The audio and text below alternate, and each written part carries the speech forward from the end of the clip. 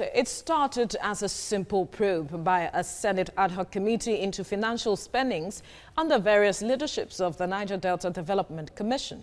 And as details of seeming reckless spending by the past and present leaderships were uncovered by the Senate ad hoc committee on the National Assembly, accusations and counter-accusations started flying between the Minister of Niger Delta and the former acting managing director of the Interim Management Committee of the NDDC.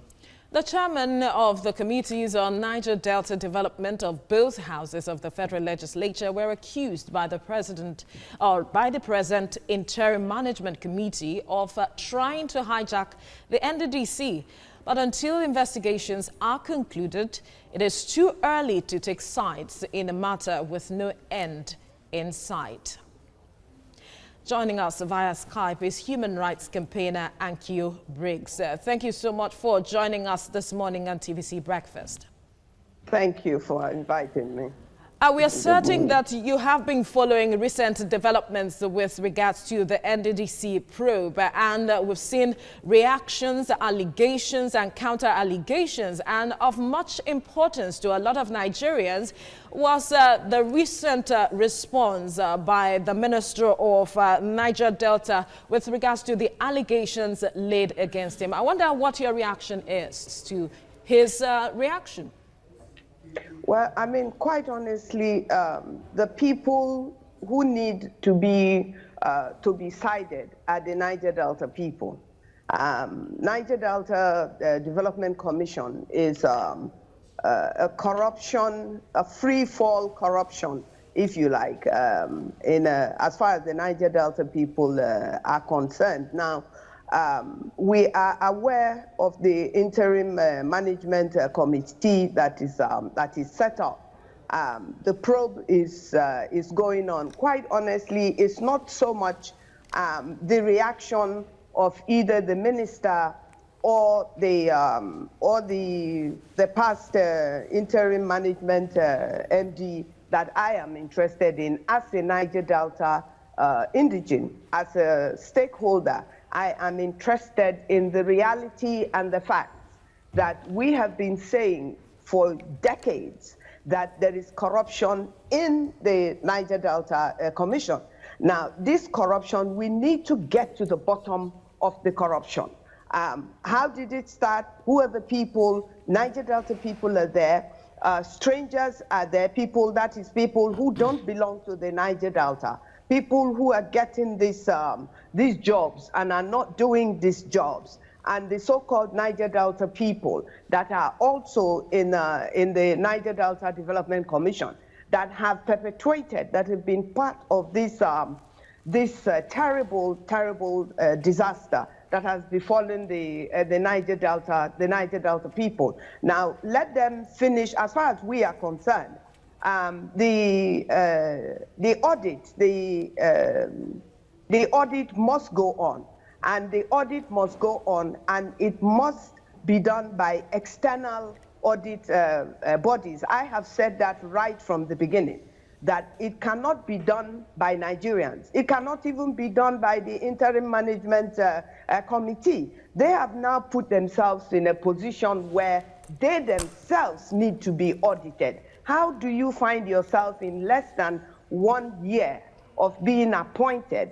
You find yourself in this position where there is accusation going to the minister, and then there is accusation coming back to the interim board. This is unacceptable. It's a disgrace, and we must get to the bottom of it. But getting to the bottom of it does not. I mean, what the National Assembly is doing is a constitutional thing that they have to do. But at the end of the day, the National Assembly itself is not going to do the audit. We demand that the audit is done by external people. And if we're going to continue with this, we want a situation where the process of employing people who are going to manage the NDDC will have to go outside, will have to be done by advertising, if you like,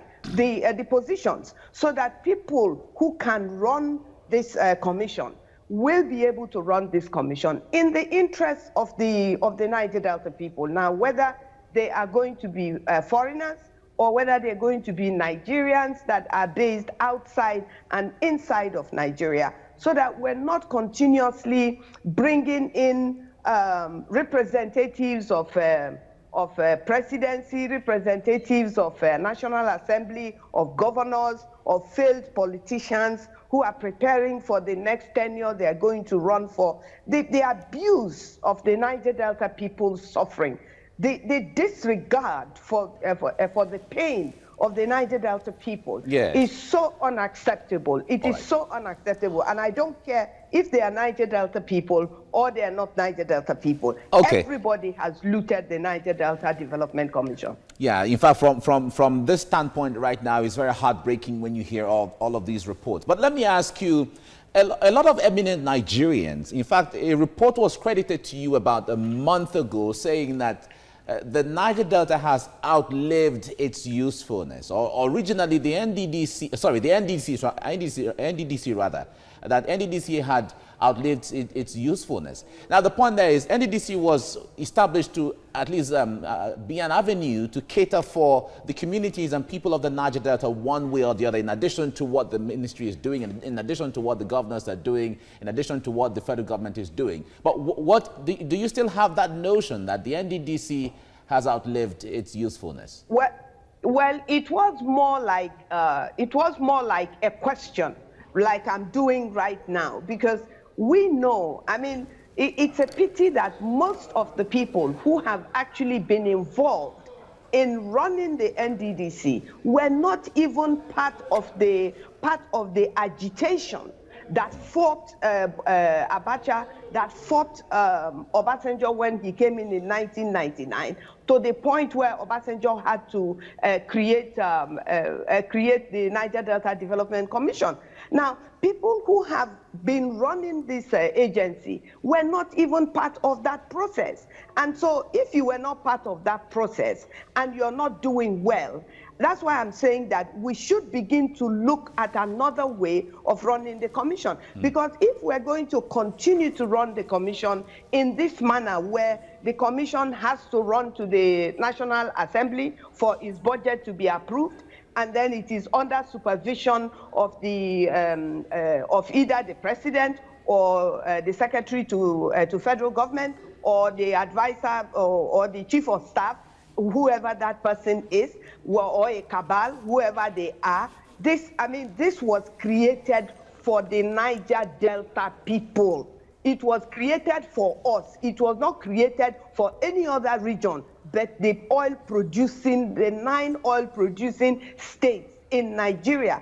And for people who are not from this region, for people who are not Niger Delta, who have paid the price like we have paid for oil and gas, to have such a massive say, for our own people to join with other people, with strange people, as far as I'm concerned, to do this havoc, to run amok, to steal in the manner in which we are hearing billions, it's unbelievable and it is unacceptable. And that's why I am asking this question. Because don't forget, Niger Delta Commission is not the only commission or agency, rather, that is created. We have the Northeast Commission that is going on. Nobody is hearing any of these things. And I don't even see what they're doing in the Northeast, because the whole place is just completely destroyed.